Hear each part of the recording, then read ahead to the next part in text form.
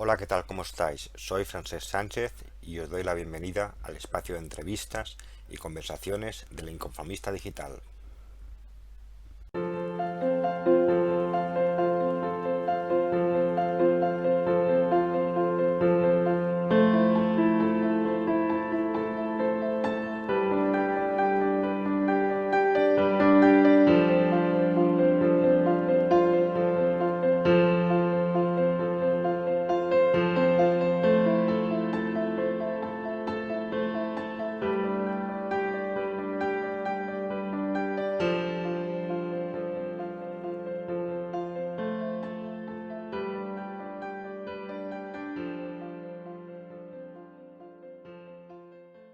Volvemos a estar en esta sesión de entrevistas y conversaciones en el Inconformista Digital y con hoy tenemos a José Miguel Hernández López. José Miguel es licenciado en Historia con la especialidad en Historia Medieval y también es licenciado en Antropología Cultural. José Miguel es doctor en Didáctica de las Ciencias Sociales por la Universidad de Barcelona. Sus líneas de investigación son la historia de la prensa durante la Guerra Civil, la historia de las mujeres y la Shoah, es decir, el Holocausto. José Miguel ha sido profesor de Historia y Ciencias Sociales durante 32 años en el Colegio Padre Enrique de Ossó del Hospital de Llobregat. José Miguel es miembro del Centro de Investigación Film Historia y José Miguel es colaborador del Inconformista Digital desde prácticamente que empezó esta pandemia, ¿no?, que nos ha afectado a todos. ¿Cómo está, José Miguel? Pues yo estoy bien, o sea, bien dentro de lo que cabe, pues estoy en muy buena situación, tengo tiempo para hacer muchas cosas y muy animado, la verdad. Bueno, yo estoy muy contento de que estemos aquí hablando los dos hoy, ¿vale? Y si te parece, comento de que últimamente, ¿no?, en estos 2 últimos años, has publicado un par de libros, uno que se llama Cuartiche, que es un poco tu experiencia en educación, y luego Otra Guerra, ¿no?, en el que hablas de un montón de cosas, ¿no?, de la historia más reciente de España, en concreto sobre la Guerra Civil, ¿no? Entonces, estos dos textos y bueno, tu experiencia como docente y tu colaboración en el Inconformista Digital, ¿no?, pues nos emplazan un poco a hablar un poco de educación, historia y la escritura. ¿Qué te parece? Me parece muy bien, me parece un buen guión de trabajo. Pues a mí se me ocurre preguntarte, tú has llevado 32 años de docente, de profesor, y me gustaría saber por qué decidiste dedicarte a la docencia, a ser profesor. Bueno, vamos a ver, yo en principio, antes de dedicarme a la docencia, estaba en una compañía de seguros. No voy a decir el nombre porque el nombre ha cambiado y aparte sería publicidad más clara y precisa. Estuve 14 años. Yo la verdad es que quería cambiar de trabajo porque había terminado la carrera de historia. No tenía exactamente yo idea de lo que suponía la enseñanza y ese fue un poco el motivo. Estaba cansado del trabajo, aburrido y llevaba ya unos años haciendo trabajos de educación en una grúa escolta del barrio donde yo vivía, pues todo eso sí que me puso en contacto con personas que sí que estaban en el mundo de la educación y de ahí sí que me pudo venir, pues bueno, un poco el interés inicial por el mundo de la enseñanza. Y esa es un poco la de luego otras circunstancias, ¿no? Bueno, que fuese precisamente en Hospitalet, en Belviche, o sea, coincidió con el hecho de que yo conocía a algunas personas dentro de la congregación de las religiosas teresianas de Enrique de Ossó y por ahí fue un poco todo el proceso, ¿no? Esto significó un cambio en tu vida, me puedo imaginar, ¿no?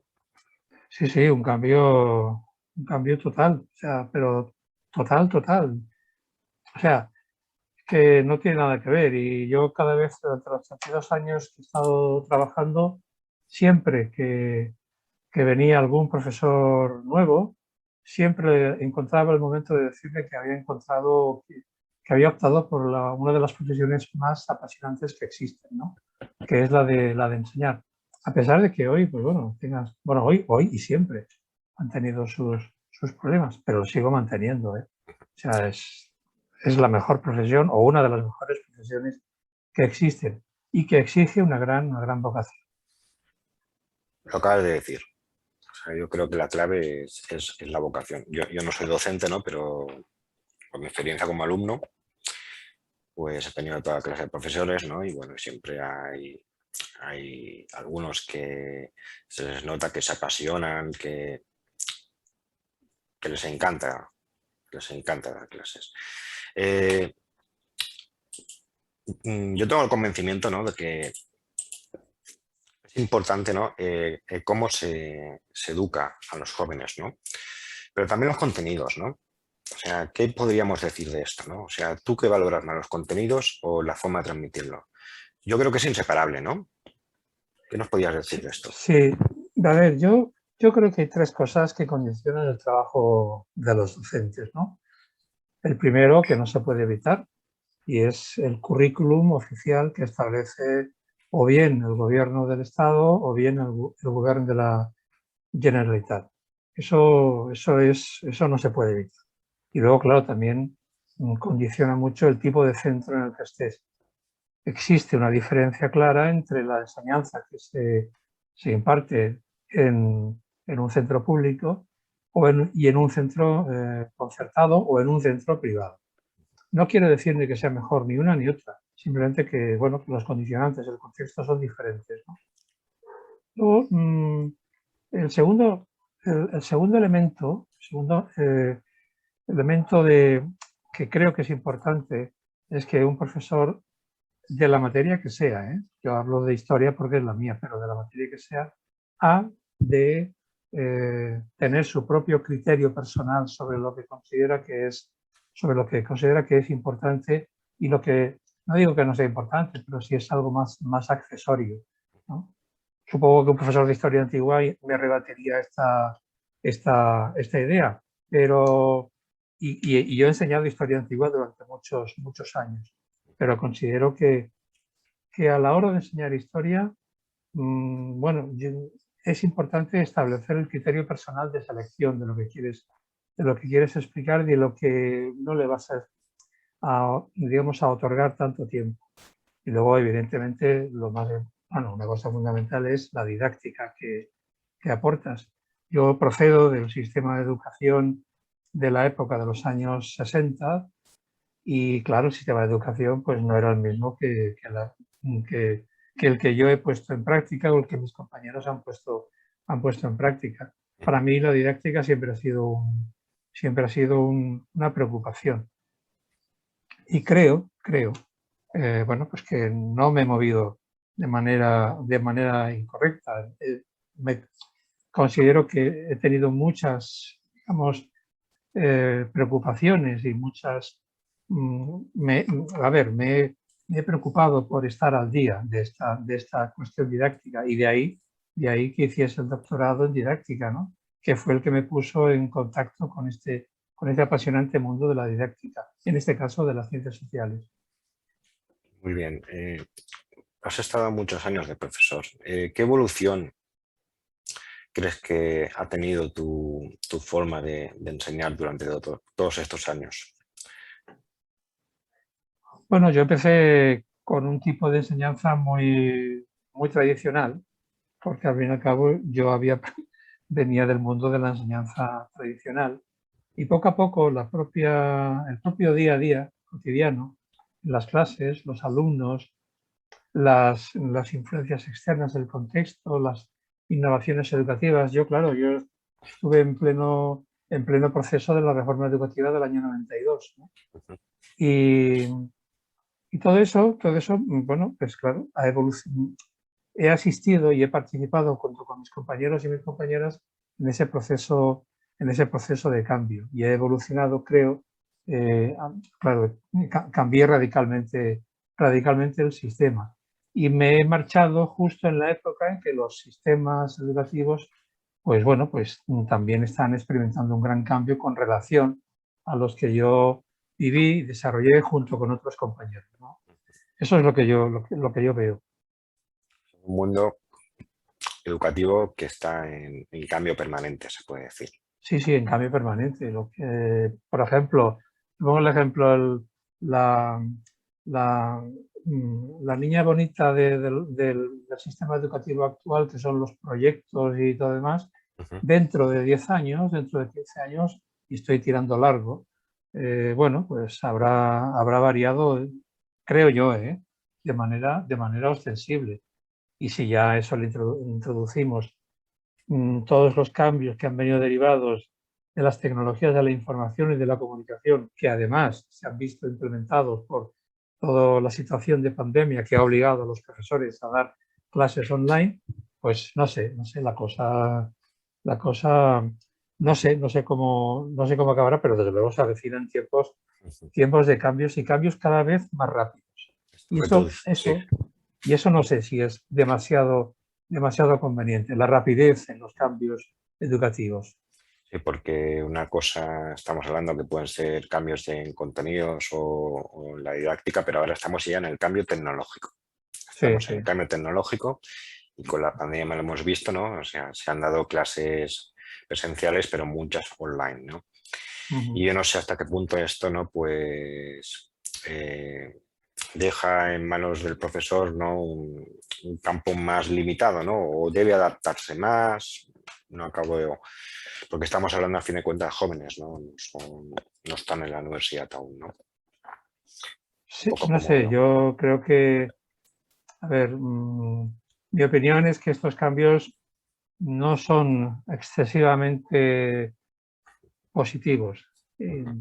Esa es mi visión, pero la verdad, claro, yo no estoy ahora mismo autorizado por mi experiencia a dar una opinión. Observo, escucho, intuyo que la educación es un proceso que requiere un cara a cara con el alumno físico, porque la educación es algo más que un simple ejercicio de comunicación, ¿no? Es algo muy complejo, ¿no? Y yo creo que esto ha limitado bastante. Supongo que tiene grandes ventajas. Yo, por ejemplo, a la hora de buscar información, de plantear trabajos, de formas de exposición, yo creo que sí, ¿no? Pero este contacto entre profesor y entre alumnos, a mí no sé en qué, no sé cómo, en qué puede acabar. Y bueno, no sé si lo veré, a ver que todavía queda, pero no sé si lo veré. José Miguel, ¿el profesor enseña a los jóvenes a ser personas o les ayuda? ¿O crees que si uno es mala persona lo seguirá siendo siempre? Pues mira, yo he visto de todo. O sea, yo creo que el profesor ha de enseñar al alumno a ser una persona. Eso es otra. Otro asunto es los medios que utilice y otro asunto es el resultado que finalmente obtiene. Pero en las intenciones del profesor creo que la consigna es esencial, ¿no? Es conseguir, ¿no? Dar las herramientas necesarias a la persona para que se convierta en alguien con capacidad crítica y en alguien que pueda vivir por su cuenta. Que sepa más o menos, a mí últimamente ya, o sea, no es alto en historia, que sepa más o menos no es algo para mí excesivamente preocupante. A mí en el caso de la historia me interesa que el alumno adquiera una conciencia crítica sobre lo que ha pasado, que sepa lo que ha pasado, que adquiera esa conciencia crítica y que en función de esa conciencia crítica tome sus propias decisiones, salvaguardando siempre el respeto a los derechos humanos, el respeto a las ideas, el respeto a la convivencia. Y bueno, tengo ejemplos y casos de alumnos que hoy día están en política y no están precisamente en política de izquierdas, están a veces en el centro, también están en las derechas, pero bueno, no son necesariamente fruto de mi acción, son fruto también de la acción de mis compañeros y bueno, también fruto de su contexto personal, ¿no? Y de su evolución personal. Es también que se puede dar el caso a la inversa también, ¿no? O sea, que tú hayas tenido malos profesores, ¿no? Y de que eso te toque de alguna manera, ¿no? Sí, se puede dar, ¿no? sí, sí, sí. Vale. Hombre, yo no tuve un buen profesor en bachillerato. Cuando yo era alumno de bachillerato, yo desde luego no tuve un buen profesor de historia porque es que, o sea, me aburría absolutamente tanto que utilizaba el tiempo en leer revistas misionales porque me llegaban gratis a mi casa, ¿no? Y, y no, yo desde luego no tenía demasiada buena opinión de la historia. De hecho, yo iba para físico. Lo que ocurre es que tuve un buen tutor, que de alguna manera me ayudó y me convenció y me hizo ver que lo mío era la historia. No sé cómo lo hizo, la verdad, pero bueno, no me acuerdo. Pero el caso es que sí, me matriculé en historia. Está muy bien, está muy bien. Yo creo que además con buenos resultados. Sí, eso parece. Mira, José Miguel, ¿cuál crees durante todo este tiempo de docente que ha sido tu mayor dificultad? Uf, vamos a ver, yo siempre he estado muy preocupado por ofrecer una historia actualizada. Es decir, he estado muy preocupado en reunir la bibliografía más actual sobre las cosas que estaba tratando. Y la prueba es que tengo en casa una biblioteca de libros que yo seguramente ya no voy a leer, pero que he consultado prácticamente la mayoría, vamos, la enorme mayoría, a la hora de preparar las clases. He preparado todas y cada una de las clases, bueno, no soy el único, o sea, todos lo hacen, pero esa ha sido mi preocupación, ofrecer unas notas teóricas, unos apuntes, unos conocimientos actualizados. Y de cara a la didáctica, pues bueno, lo que te he dicho antes, o sea, me interesó desde el principio ver que necesitaba una formación en didáctica que me permitiese, pues bueno, llegar más, hacerlo de una manera más dinámica, más ágil, más variada, ¿no? Y esa ha sido una dificultad, ¿no? Luego, claro, la mayor parte de mi vida docente me he dedicado a la historia moderna y contemporánea. Y en el caso de la contemporánea, pues mi gran preocupación ha sido precisamente unir lo que estaba pasando con lo que yo estaba explicando, ¿no? Entonces, intentar. El otro día me decía, y ahora me acabo de acordar, me decía un antiguo alumno, bueno, antiguo que tiene que repetir ahora segundo. Yo no tuve nada en los últimos 3 meses de mi docencia, pero tenemos muy buena amistad. Me decía que bueno, que estaban viendo unos temas que no eran especialmente interesantes, la Revolución Francesa, no sé qué, no sé cuántos, ¿sabes? Y que a él lo que le gustaba, porque él se define como marxista, entonces me decía, lo que te sabe la Revolución Rusa. Yo le decía, hombre, pues lo siento mucho, pero si todo el proceso de cambio que ha habido en Europa en los siglos XVIII y XIX, me parece a mí que poca Revolución Rusa iba a haber. Pero bueno, tampoco era plan. Es un ciclo revolucionario. Exactamente. Bueno. No iba a discutir con eso. Esa es una asunto. Sí, que lea más. Muy bien. Y luego, claro, la dificultad a veces, ¿no? de conectar con el público adolescente, ¿no? ¿Qué es lo que a ellos realmente del mundo de hoy les interesa y de la explicación del mundo de hoy, por qué las cosas están pasando como están pasando, ¿no? Hay momentos en los que conectas con los alumnos y hay momentos en los que no, les importa un pepino, ¿no? El otro día leí una cosa de un escritor griego que decía algo así como que bueno, las clases en las que los profesores tendemos mucho a hablar y hablar, y pasamos el día hablando, ¿no? Entonces decía una cosa muy curiosa, que dice, bueno, profe, lo vendría a traducir así, de los primeros 10 minutos que nos has dicho no nos acordamos de nada. De los últimos no sabemos lo que dijiste y en los terceros te hemos entendido, pero no estamos de acuerdo. De manera que, no sé, es un mundo muy curioso de conectar con los adolescentes. Complicado. Y cada generación es diferente. Sí, mucho, mucho. Yo no sé si sabría conectar hoy, tengo que admitirlo. Bueno, hoy día, y solo hace un año y pico escaso que estoy fuera, pero hoy día no sé si sabría conectar. Es complejo. Muy bien. ¿Qué has aprendido durante todo este tiempo? Pues mira, de una de las cosas que he aprendido es historia. Porque cuando uno acaba la carrera, lo que no sabe es historia. Es como cuando uno se saca el carnet de conducir, no sabe conducir, ahora tienes que ponerte a conducir. Cuando uno hace la carrera, bueno, ha hecho asignaturas y está bien, ¿no? Sabe cosas, se ha leído, pero dar clases de historia me ha servido para obligarme a leer cosas sobre historia. Y hoy día ya no es al nivel de antes, en la intensidad de antes, pero sí y procuro mantener un nivel de formación histórica que, bueno, que me mantenga más o menos en lo que se está haciendo, ¿no? Eso es una cuestión, pero lo más importante ha sido la experiencia humana, ¿no?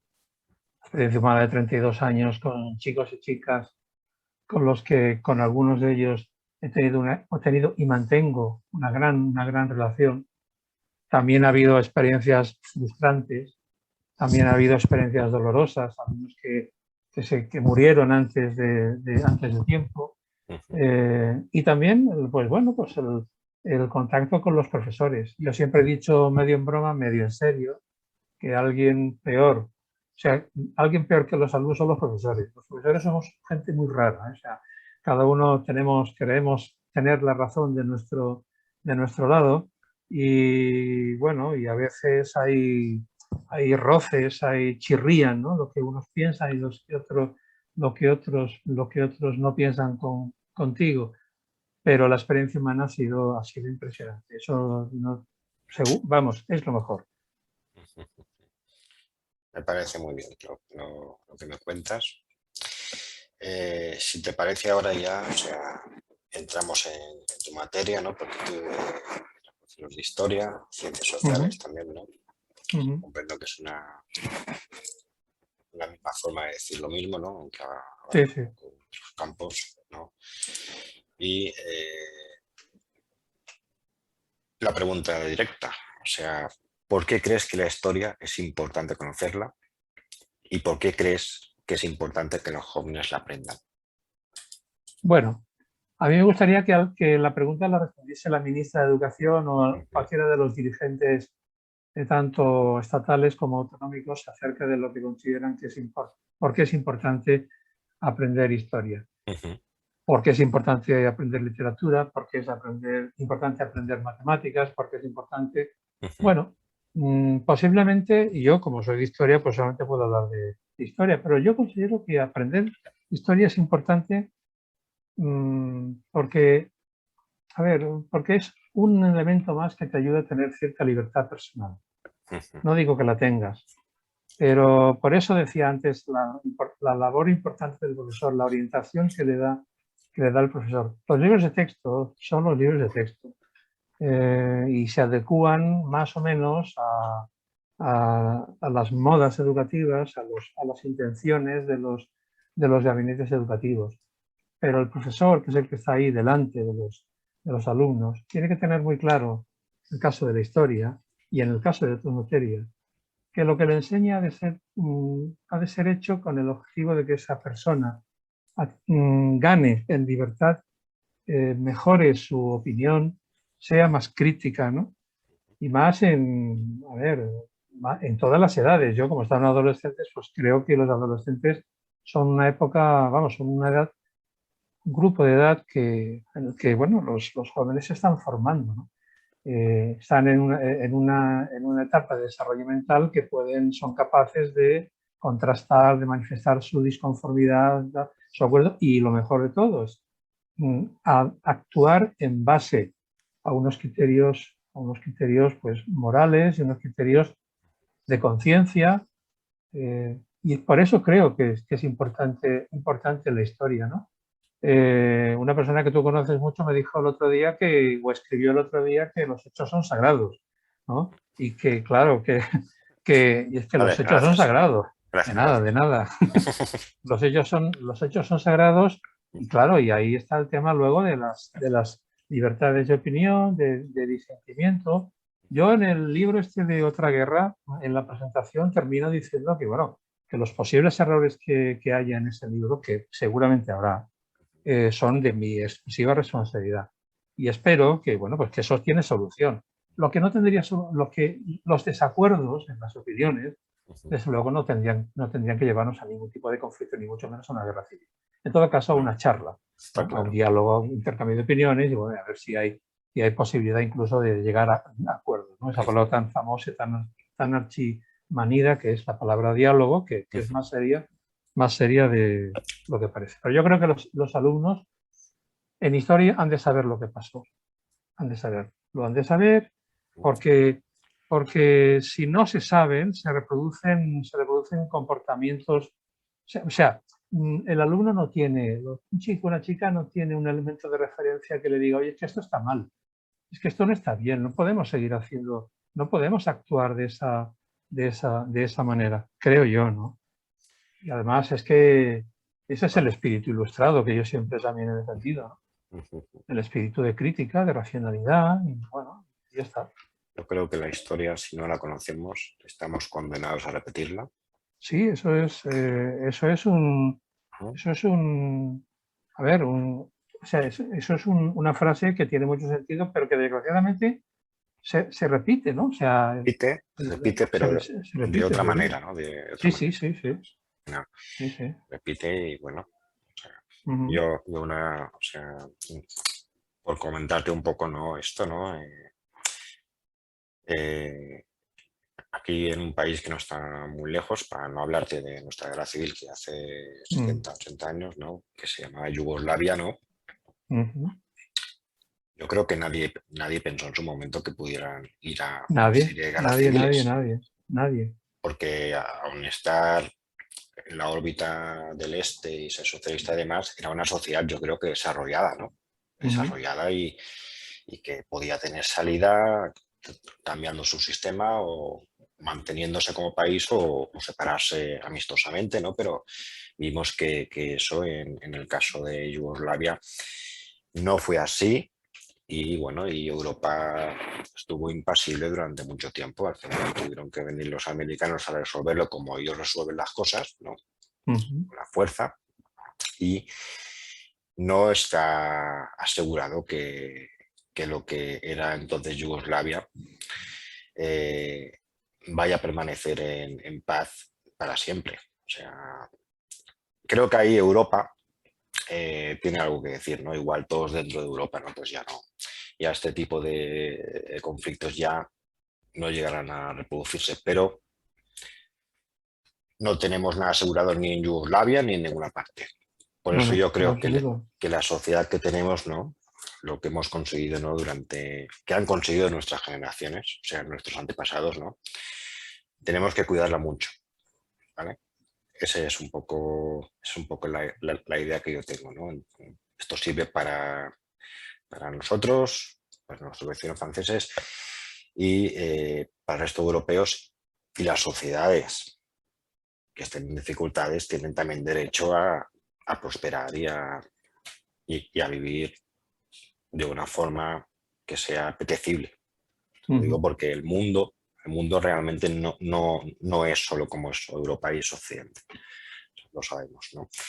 Bien, me he enrollado un poco, pero me ha apetecido. Me parece muy bien. Y, entonces, un poco, la pregunta va un poco por lo que estábamos diciendo, ¿no? Esta historia, ¿no? O sea, podemos explicarla, podemos conocerla, ¿no? Desde lo que nos toca más de cerca y aquello que nos pilla de lejos, ¿no? Pero que precisamente en este mundo tan globalizado, ¿no? Al final nos acaba afectando. Nos acaba afectando y yo por eso siempre, aunque considere que la historia, la nuestra, la más cercana, es importantísimo conocerla, la historia de otras latitudes y otros tiempos también es fundamental. ¿Qué me puedes decir de esto? ¿Qué opinas? Bueno, yo fundamentalmente he estado centrado en la explicación de la historia España, sí. sí, de España, de Europa, del mundo occidental. ¿Eh? ¿Nos afecta? Sí, claro. Yo creo que la historia más cercana, o sea, es muy evidente que nos afecta. Yo siempre les ponía a los alumnos el ejemplo bueno, como yo vengo de familia obrera, de mi padre era trabajador de SEA, yo siempre les ponía el ejemplo de que, bueno, de que cuando se decidió instalar la SEAT en España, Franco quería que se instalase en Badajoz.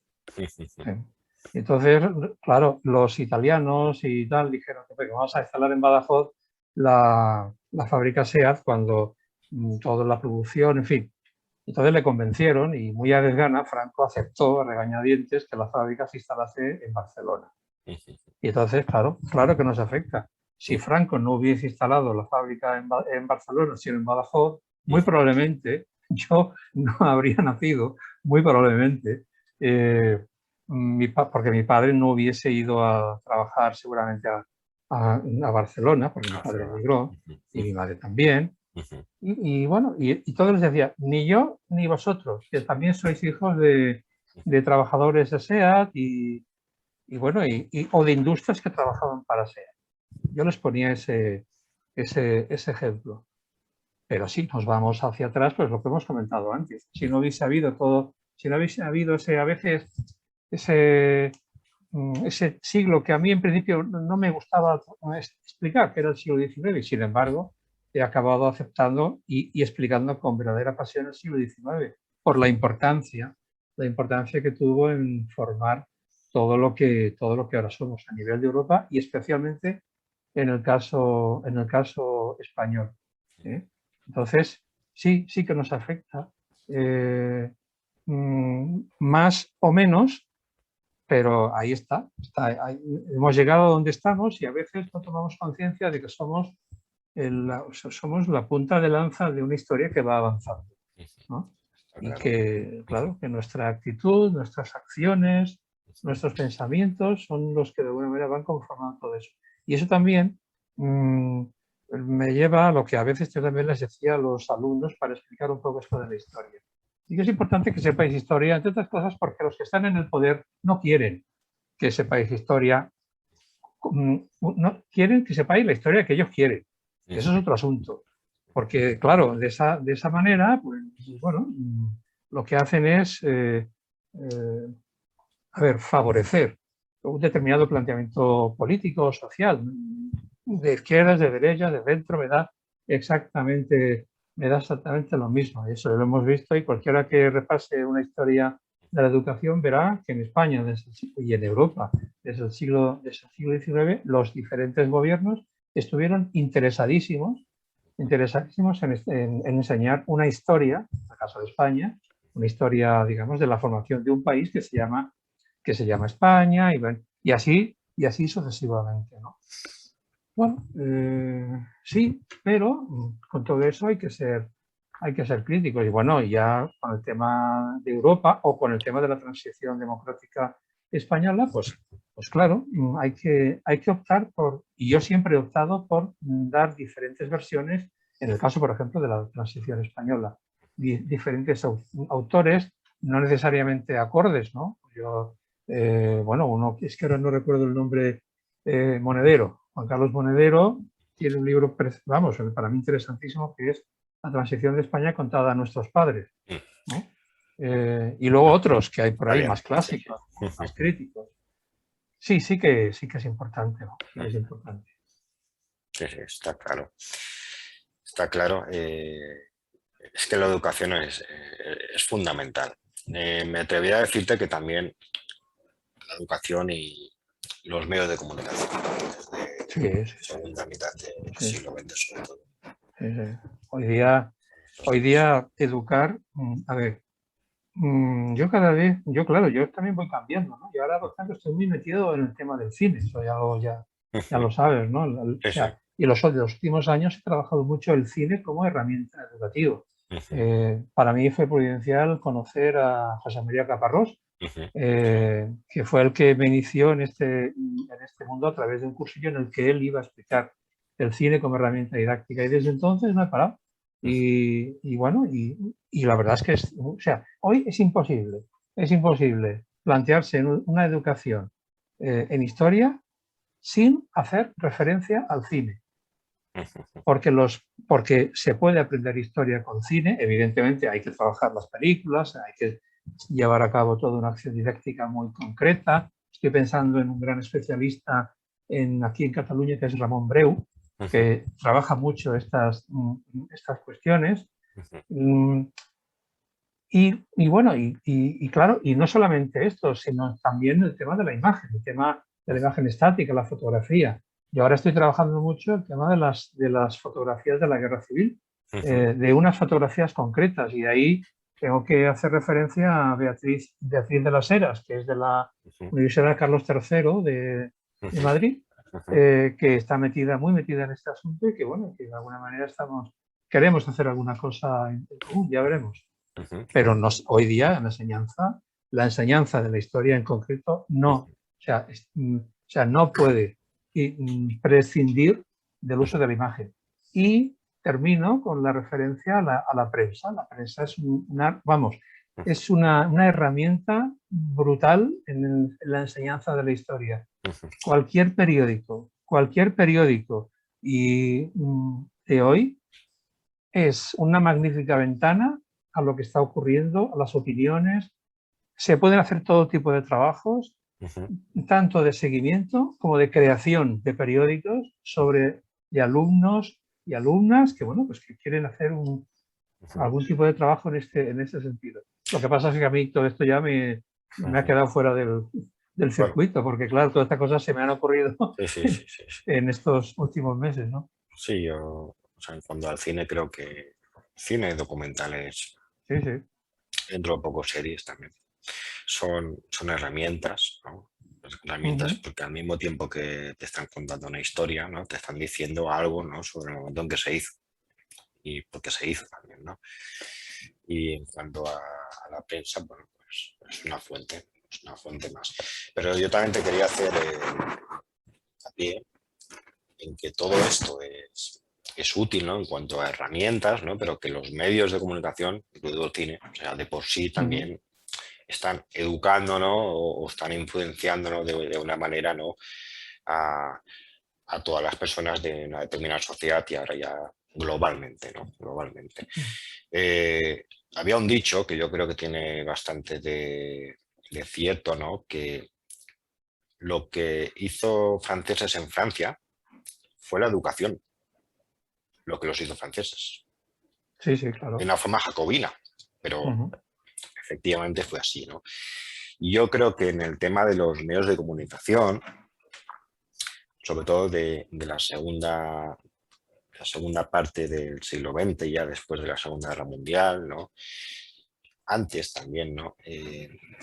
Yo creo que esto lo ha sabido, ¿no?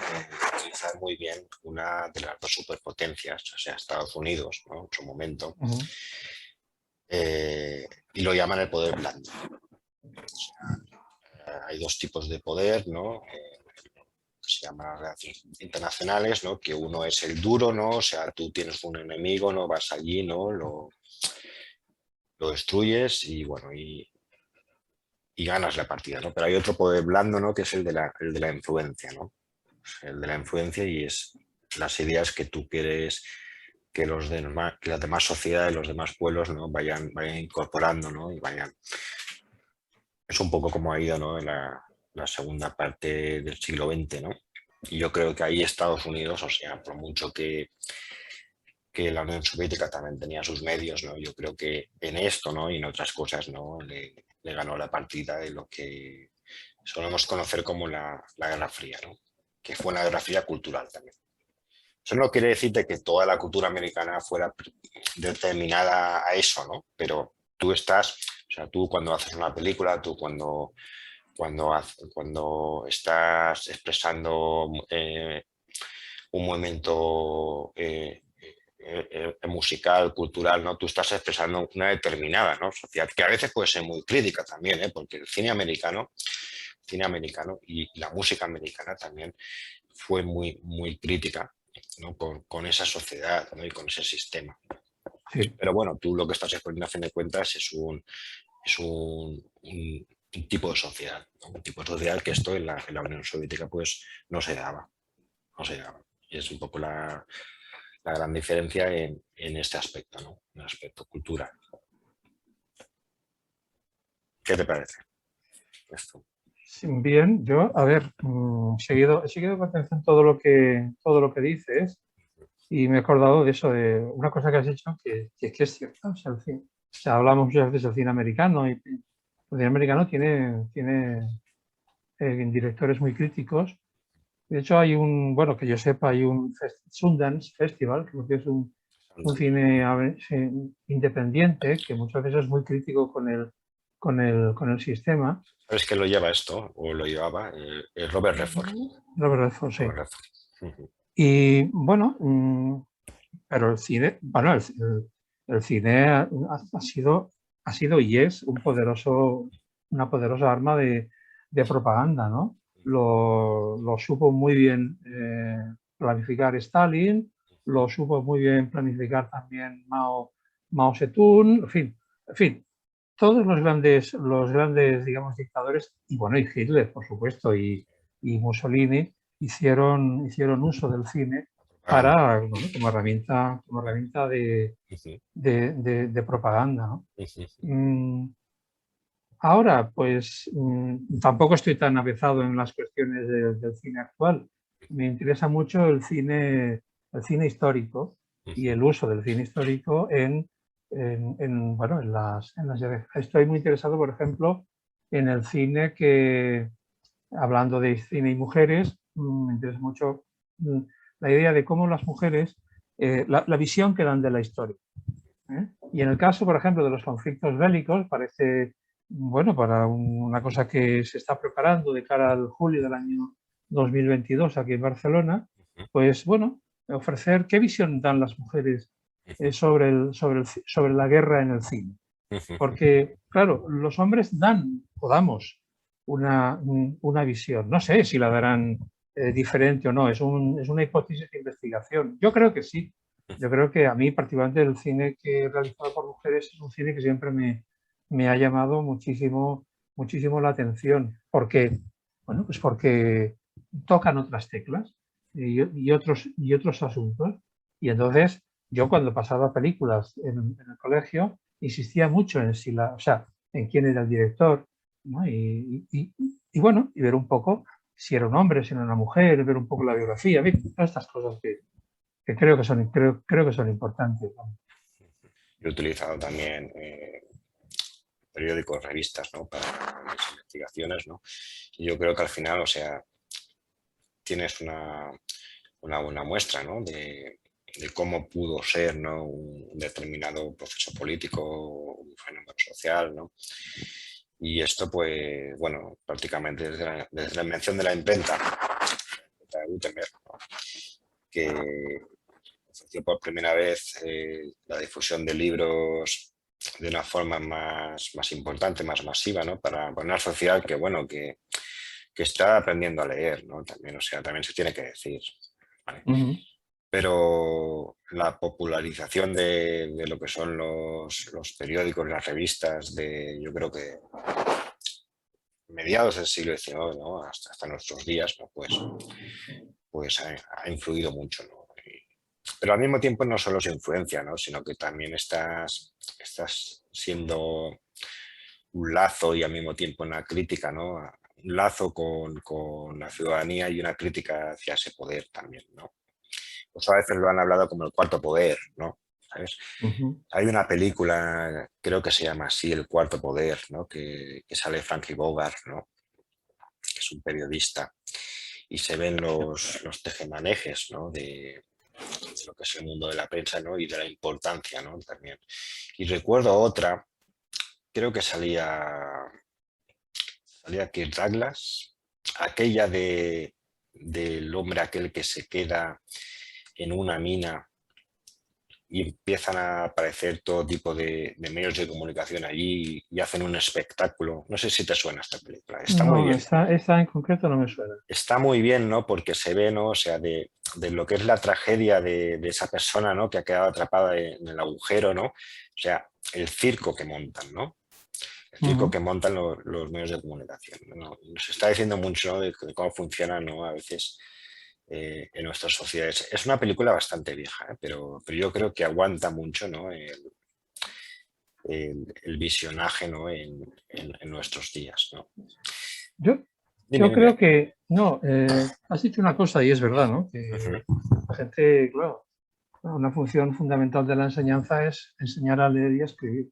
Ujú. Si no, estamos... ¿Y dónde Está nada? claro. Pues yo recuerdo las palabras de una... Bueno, tengo compañeros y compañeras, especialmente los de literatura, que en algunas conversaciones que hemos tenido, pues han insistido en la importancia de saber leer, entender lo que leen y evidentemente escribir. Eso yo creo que hoy día, bueno, creemos que hoy en día está, está algo, en fin, es un problema, ¿eh? Es enseñar a leer, enseñar a escribir, enseñar a entender lo que se lee, enseñar a expresar lo que se quiere, digamos, o lo que quieres expresar cuando estás escribiendo.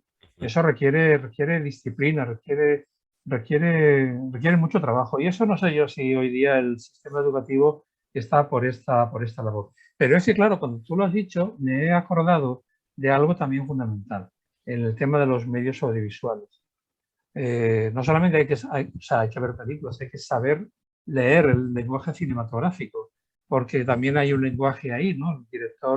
El director es importantísimo a la hora, el director y todas las figuras que aparecen en una película, desde, bueno, el director, el montaje es importantísimo, ¿no? El guión, todo eso, hay que enseñárselo a los alumnos para que cuando ven una película sean capaces a ver, de distinguir lo fundamental de lo accesorio y de saber ver el mensaje central para luego, en todo caso, poder manifestar la conformidad o no disconformidad. Salir del típico, me ha gustado o no me ha gustado, bueno, pues sí, vale, te ha gustado, ¿por qué? Y no te ha gustado, ¿por qué? Y estás de acuerdo, no estás de acuerdo, ¿por qué? Y así sucesivamente. Y en la prensa exactamente igual, ¿no? Saber distinguir qué es lo importante a la hora de leer un periódico y sobre todo, por ejemplo, echarle un vistazo a una portada. Una portada nos dice mucho acerca del día a día cotidiano, ¿no? Hoy día, bueno, durante estas 2 semanas que estamos en Juegos Olímpicos, es que no hay ni un solo diario que no le dé una cobertura especial en la portada a los Juegos Olímpicos. Y no digo que me parezca mal, pero, pero hay días en que dices, bueno, pero ¿cómo es posible que esta portada, con una cosa que pasaba mucho más importante, se haya puesto esta otra? Bueno, son las cuestiones de los consejos de redacción, ¿no? Entonces es importante que los alumnos sepan que hay un consejo de redacción que se reúne cada día para establecer cuál va a ser la portada, dónde se van a colocar las cosas, qué es lo que se va a publicar, qué es lo que no se va a publicar y saber, bueno, de un artículo lo puedes enviar a un periódico y te dice, bueno, mire usted, esto no se lo vamos a publicar porque nos cierran el periódico. Hoy día ya no, afortunadamente, pero no de muchos años eso ocurría. Eso también eso los alumnos tienen que saber. Claro, eso es fundamental, ¿no? Es fundamental ordenar un poco lo que te quería comentar. Quiero comentarte una cosa de Internet, ¿no? Pero antes, lo que estás diciendo de cuando se hace la transición en este país, ¿no? De la dictadura a la democracia, yo creo que los periódicos, en este caso las revistas, ¿no? Los medios de comunicación en general, ¿no? Bueno, de televisión solo había uno, ¿no? La televisión española, ¿no? Pero cumplieron un papel, ¿no? Cumplieron un Sí. papel importante, ¿no? Que, bueno, que ahora, como ya tenemos democracia y la mayoría de gente no ha vivido momentos, pues tampoco no lo sabe ver del todo, ¿no? Lo de Internet, que quería comentarte yo, es que hay muchos jóvenes que consultan una especie de Internet un poco prefabricada, ¿no? A través de redes sociales, que son mensajes cortos. Las redes sociales tienen cosas buenas, ¿no? Porque te puedes poner en contacto con personas que igual de otra manera no podrías, o puedes ver lo que opina gente sobre algo que está pasando en ese momento, ¿no? Pero también son un poco un saco de odio a veces, ¿no? O sea, lo tengo que decir así, ¿no? Desde el anonimato, ¿no? Pero bueno, aparte de esto, lo que quería decirte es que Internet puede hacer igual que en su momento también hizo la televisión, ¿no? O sea, primero pasamos a leer, ¿no? Luego pasamos a la radio, luego pasamos a la televisión, ¿no? O sea, al final son medios pasivos, ¿no? Entonces, Internet es un medio más activo, ¿no? Pero hay que saber utilizarlo. hay que saber utilizarlo porque uno puede, yo qué sé, consultar el inconformista digital y puede enterarse de un asunto a fondo, por ejemplo, pero puede acabar en una red social que te están diciendo, te están poniendo noticias inventadas, por decirte algo, ¿vale? Sí, Y esto yo creo que eso pasa. en el tema de la educación que hablábamos, ¿no? Yo creo de que, a ver, no hacer ahí una asignatura de decir, os vamos a enseñar cómo se usa Internet o qué es lo que tenéis que hacer, no, pero sí formar ese sentido crítico, ¿no? Para utilizar bien estas herramientas que tenemos, ¿no? Con las nuevas tecnologías ahora con Internet, ¿no? Un poco que cada uno sepa un poco discernir, ¿no? Y también pensar, ¿no? Que a veces, aunque cueste un poco, ¿no? Es bueno, ¿no? Acudir a medios como, bueno, como el nuestro, pero te podría decir también un documental de la noche temática de la 2 por decirte Ujú, algo, ¿no? O sea, yo creo sí. que, que hoy tenemos muchas posibilidades, o sea, nunca hemos tenido tantas posibilidades de informarnos y de aprender, ¿no? Pero al mismo tiempo nunca hemos tenido también tantas posibilidades de no usarlas, ¿vale? De no usarlas Ujú, y de caer en lo que son las mentiras, ¿no? ¿Vale? Entonces, ujú. por eso yo, pues, lo que decía un poco en ese artículo, ¿no? Que tú puedes opinar lo que te dé la gana. O sea, tu opinión es libre totalmente, pero los hechos, ¿no? O sea, es lo que se ha de mantener, ¿no? Y esto sigue para la historia, sigue para el periodismo y sigue, a fin de cuentas, para vivir una sociedad de una forma coherente, ¿no? Ujú. Y esto es el mejor antídoto, ¿no? El mejor antídoto ante una regresión política o ante, bueno, que no funcione nada realmente, ¿vale? Sí, Sería toda la historia europea y, bueno, realmente de todo el mundo, pues hemos visto como el que ofrece la información, ¿no? El que ofrece la información o utiliza la información en su beneficio, ¿no? Pues tiene en sus manos un gran poder. Tiene en sus manos un gran poder. sí, sí. La información es poder. Totalmente. Bueno, hemos sido rápidos, hemos sido rápidos. Yo quería comentarte, esta es una pregunta un poco, yo creo que ha quedado sobradamente contestada, ¿no? En todo lo que hemos ido hablando, ¿no? Pero ¿por qué escribes, tío? O sea, ¿por qué, Sí. José, escribes? ¿Por qué te gusta escribir? Bueno, yo es que, a ver, me gusta comunicar y compartir lo que pienso y lo que he vivido. La idea de, la idea de Cuartiche, bueno, llevaba, o sea, el nombre no, pero la idea de escribir un libro donde pudiese yo incluir experiencias personales y docentes, me venía ya de hecho, venía desde que me prejubilé en el año 2017. Pero tampoco le di más vueltas. Y de hecho, yo quería empezar este libro, lo quería empezar pues justo al empezar este año, el 2021, porque antes de la pandemia. Pero resulta que, claro, que vino la pandemia y de alguna manera, pues bueno, pues entre el confinamiento y otras historias, me puse a escribir y bueno, y ahí está. O sea, digamos, me lo autopubliqué porque no quería, a ver, no quería, primero con el calvario de ir por las editoriales, ¿no? Que usted, no sé qué, ya nos lo leeremos, no sé qué, todo este mundillo yo realmente no quería tener ningún tipo de contacto. Tampoco quería tener ningún tipo de observaciones. Es que esto nos parece. No, no, mire, mire. Oiga, ya me lo publico yo y entonces di con una editorial muy interesante, se llama vivelibro.com, que es una editorial que produce muchos, muchos títulos al año y todos son libros de autoedición. Tienen una amplísima red de distribución y bueno, de todo tipo de temas, ¿no? Y ahí lo publiqué. Y la verdad es que muy satisfecho. Publiqué 100 ejemplares, me quedé 15 para repartir entre familiares y amigos y del resto, pues, del resto quedaron unos 85, pues se han vendido, si no recuerdo mal, ahora en octubre me tiene que dar la relación, se han vendido unos 75 o algo así, entre unas cosas y otras.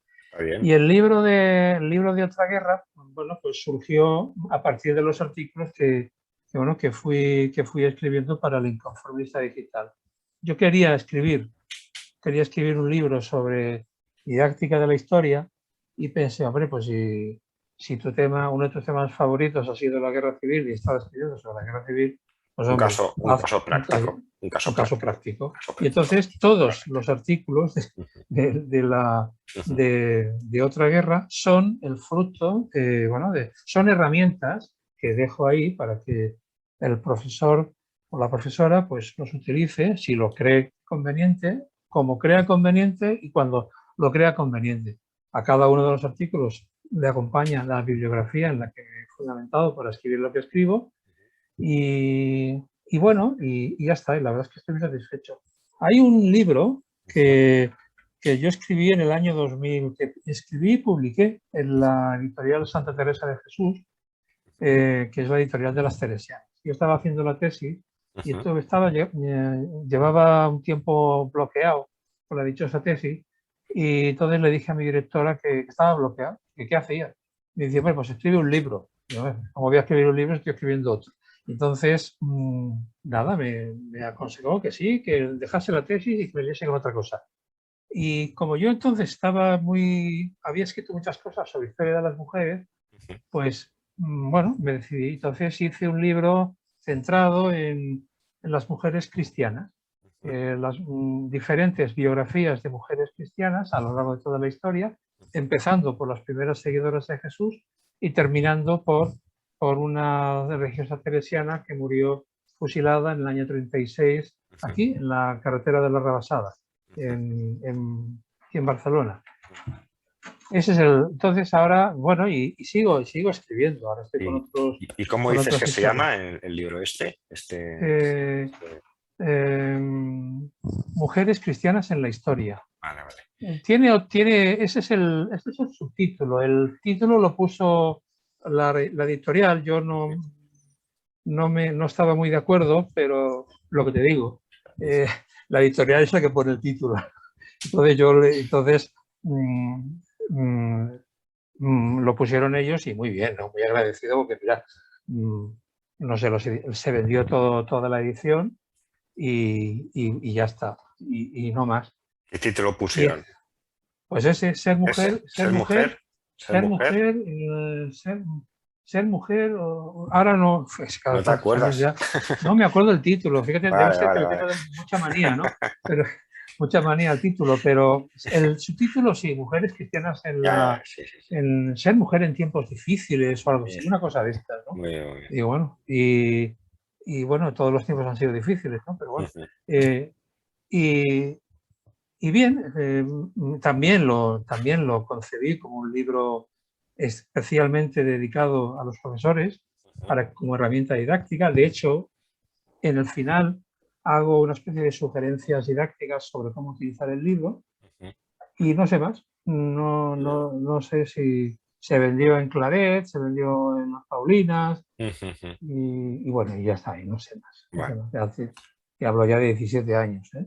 a ver, yo creo que escribir en general, aunque sea para uno mismo, a veces, Mm, yo creo que es importante, ¿no? Porque estás expresando, ¿no? Cosas que piensas, pensamientos, a veces sentimientos, ¿no? sí. Y, y bueno, o sea, te ordena un poco, ¿no? Tu cabeza, tu mente, ¿no? En todo lo que escribes, ¿no? O sea, Ujú, en tus recuerdos, en tus ideas. Claro, luego, si tú escribes a los demás, ¿no? Ahí ya entra un poco el factor, ¿no? Bueno, el que yo aplico, ¿no? En el inconformista digital, ¿no? Que es un poco la responsabilidad, ¿no? También, ¿no? O sea, ser ujú. responsable con lo que escribes, ¿no? Sí, sí. Eso es importante porque esto hay muchos que no lo respetan.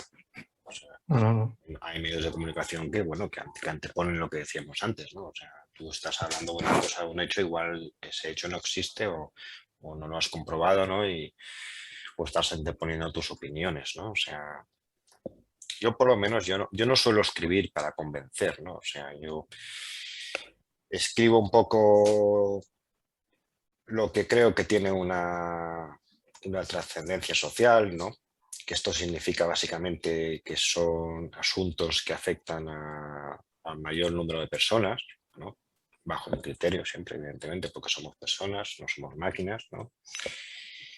Y luego, bueno, pues si creo oportuno, pues doy mi opinión y ya está, ¿no? O sea, Ujú. este es un Sí, poco, sí. ¿no?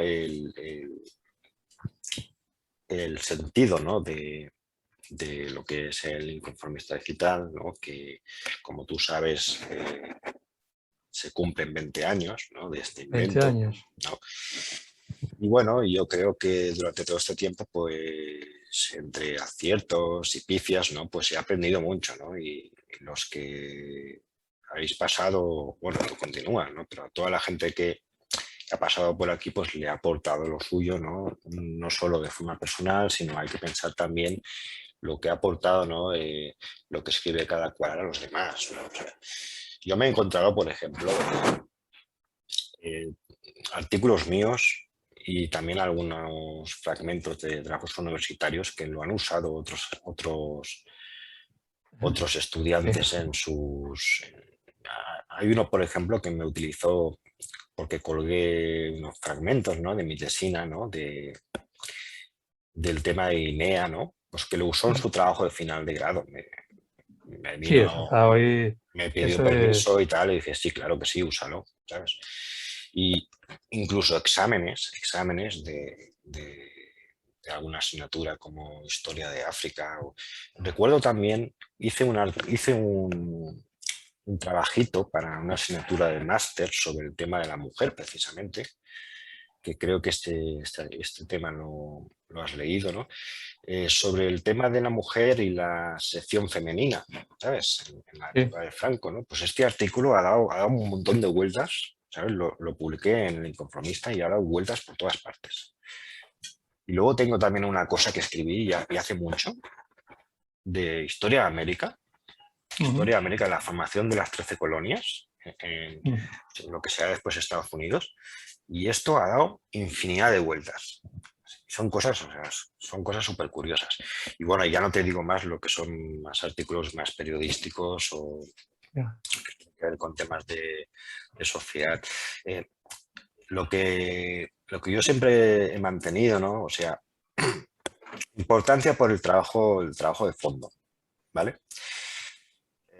Importancia por temas de pensamiento, de cultura, ¿no? Por temas de historia, evidentemente, porque yo por formación soy historiador como tú, ¿no? Y yo he querido siempre hacer confluir un poco los dos mundos, ¿no? O sea, yo no entiendo eh, el periodismo sin el contexto histórico. Siento mucho, pero a mí que me pongan Ujú. una imagen de, de una batalla, si no sé qué es esa batalla y de dónde viene, que la ha provocado, etcétera. O sea, sí es importante porque tiene que salir, Ujú. ¿no? Tiene que salir, pero hay que conocer las razones, ¿no? No es un accidente meteorológico, o sea, implica personas, implica una serie de cosas, ¿no? Que hay que conocerlas. Esto en cuanto a lo que es periodismo. Pero tampoco entiendo tampoco lo que es el trabajo de historiador, que por otro lado no existe prácticamente, porque si no te dedicas a la docencia en este país no está del todo, No, no, que va. ¿Qué va? no encuentras, pero a lo que iba. O sea, yo creo que si tú conoces la historia y eres incapaz de conectarla, que es un poco lo que comentabas tú en tus clases, si eres incapaz de conectarla con el momento actual, aquí Ujú. hay algo que no funciona del todo bien, ¿no? Porque yo creo que precisamente lo que somos hoy es producto de un pasado, ¿no? Un pasado compartido, ¿no? Más o menos compartido. Ujú. Y es eso, ¿no? O sea, la historia es importante conocerla para conocer nuestro pasado, pero también para vivir mejor en nuestro presente. Ujú. Y de ahí las dos grandes confluencias, ¿no? Entre lo que es el mundo del periodismo y lo que es el mundo de la historia. Esto, evidentemente, sin dejar de lado nunca, o sea, pues temas cruciales, ¿no? Lo último que hemos vivido es el tema de la pandemia, ¿no? Y bueno, y Y yo he intentado, yo y otras personas, ¿no?, la cobertura del tema, ¿no?, hasta que prácticamente nos cansamos ya, ¿no? Pero también es cierto que siendo importante ese tema o cualquier otro como ha habido en el pasado, ¿no? Eh, no, no creo que sea del todo acertado, ¿no? O sea, desplazar a todos los demás. Ah, no, no, claro que no. O sea, es importante que si salta un conflicto bélico tendrás que hablar de él. Tendrás que hablar de él, ¿no? Pero no puede ser solo la pandemia, ¿vale? O sea, No, no, claro que no. la vida Claro que sigue, no. ¿no? Intentamos que siga, ¿no? Y precisamente para que funcionen en una dictadura es fácil, no hacen falta medios de comunicación solo para propaganda, ¿no? Pero en una democracia, precisamente, ¿no?, para el diálogo y la contrastación de ideas, los medios de comunicación son indispensables, ¿no? Ujú. ¿Quieres dar un último mensaje a los oyentes? Y ya te digo desde aquí que estoy encantado de haberte hecho esta entrevista, ¿vale? Gracias, yo igualmente de haber podido compartir contigo y que esto, lo que hemos hablado tú y yo, también sea compartido por otras personas que nos escuchen.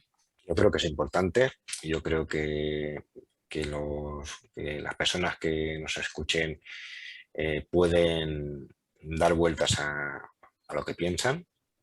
Ujú. Y si hemos logrado que sean un poco más críticos, que le den vueltas a las cosas, que piensen las cosas, o sea, no que se coman la cabeza, pero que realmente valoren, ¿no?, Ujú. lo que es la educación, ¿no?, lo que es la historia y lo que es el escribir, ¿no? Y Sí. que sean sobre todo despiertos, ¿no? Esa yo creo que es la palabra. Pero di Pues tú tu último mensaje. sí, mi último mensaje, bueno, pues yo creo que para todos aquellos que se plantean dedicarse a la educación, tanto en la historia como en las matemáticas o el dibujo artístico, yo creo que es importante no olvidar la importancia del trabajo de los educadores, de los profesores, porque últimamente, bueno, ya llevamos años, ¿no?, con una especie de crisis de identidad, ¿no? Ujú, ¿Nosotros para qué nos quieren? ujú, Nos quieren para que sirvamos de parking de los hijos y de las hijas que a veces los padres no son capaces de educar. ujú, Eh, nos, eh, nos quieren los gobiernos para, in- para, para hacer un poco de propaganda de sus formas de gobernar. Nos quieren. No, no, yo creo que los profesores estamos para lo que hemos dicho al principio, estamos fundamentalmente para enseñar a leer, escribir, calcular, ujú. apreciar, pensar, reflexionar, ser críticos y todo lo demás. Y para eso, a ver, y eso es importante, eso es, eso es muy importante, ayudarles a ser personas en la parte que a nosotros nos toca. Y este es el problema, ¿no? Ujú, Últimamente las escuelas se están convirtiendo en órganos administrativos. ujú, Y claro, no es nuestro trabajo. Vamos, creo yo que no es nuestro trabajo. Eh, y bueno, y como es una labor muy importante, es fundamental tomar conciencia de que es necesario una formación continua. No hay otra, o sea, no concibo un profesor o una profesora que no sea capaz de estar al día de las cosas que salen, los últimos avances, por ejemplo, pues no sé, en química o en biología o en física. Eh, eso da caché a los profesores que están delante de los alumnos. No es que tengamos que formar especialistas, sino hacerles entender, no sé, la importancia de nuestra labor. Y un reconocido homenaje a los profesores de lengua y literatura, de los cuales tengo en mente a dos dos o tres. Y los filósofos, por supuesto, los profesores de filosofía, que me los dejo, ¿no? Sí, sí, sí. Conozco, son especialmente importantes. Especialmente importantes. La enseñanza de la filosofía, la enseñanza de la literatura es especialmente importante, tanto como la historia, para la formación de estos futuros ciudadanos. Creo yo que ese es el mensaje con el que quiero terminar. Estoy totalmente de acuerdo con lo que dices. Yo, de hecho, hice mis pinitos en filosofía y yo creo que es la... O sea, yo siempre he tenido, desde pequeño, siempre me ha gustado la historia, ¿no? Y acabé en lo que he acabado con la historia, ¿no? Pero probablemente más que la historia, en su momento de bachillerato, lo que más me motivaba eran las clases de filosofía. Probablemente fue lo que más me motivó. No me motivó porque aprendías a pensar. O sea, aprendías a pensar más allá de lo que es la lógica, ¿no? De la lógica básica, ¿no? Para entender las cosas, ¿no? Entendías también a ver el mundo, ¿no? De otra manera, ¿no? O sea, ver de que se podía ver el mundo de diferentes maneras, de que se podía pensar la sociedad de diferentes maneras, ¿no? Y de que eso, de alguna forma, te daba un sentido crítico, ¿vale? Que te hacía cuestionar todo, ¿no? Porque esto, en el fondo, lo podemos aplicar también en la ciencia. La ciencia en sí avanza, ¿no? Por hacerse preguntas, ¿vale? Por demostrar